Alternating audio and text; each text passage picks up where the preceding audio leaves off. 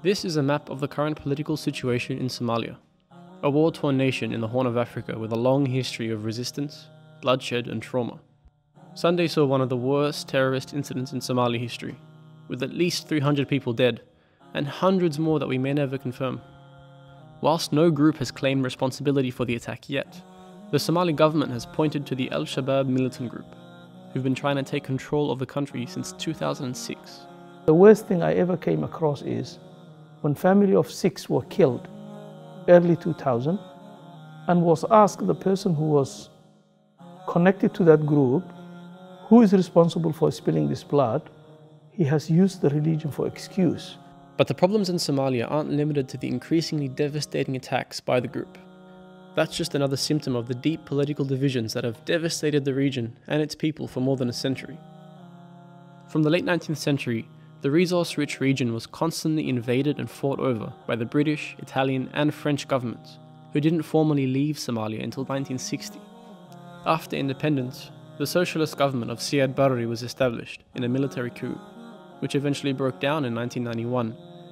The deep political divides created by the colonial powers reignited, and the ongoing Somali civil war began.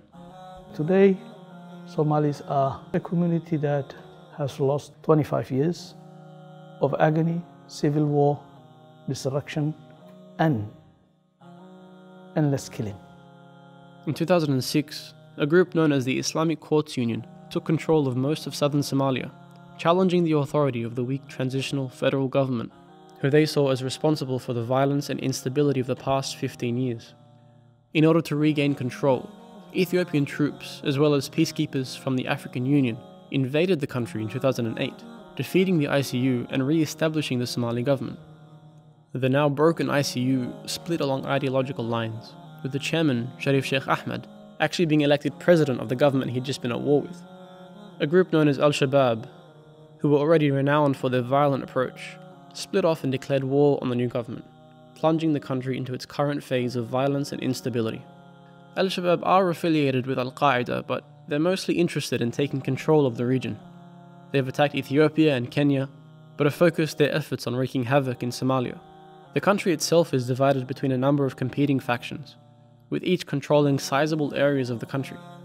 This political disunity is a major reason why al-Shabaab can wreak such destruction in the country. Whilst the battle lines shift constantly, fighting often occurs within kilometers of the capital city, Mogadishu, and often even within the city itself, which is why this particular incident, though unique in its scale, wasn't very surprising. Reporting such a massive incident is always on the top of the news, but that will be only few hours, few days maximum.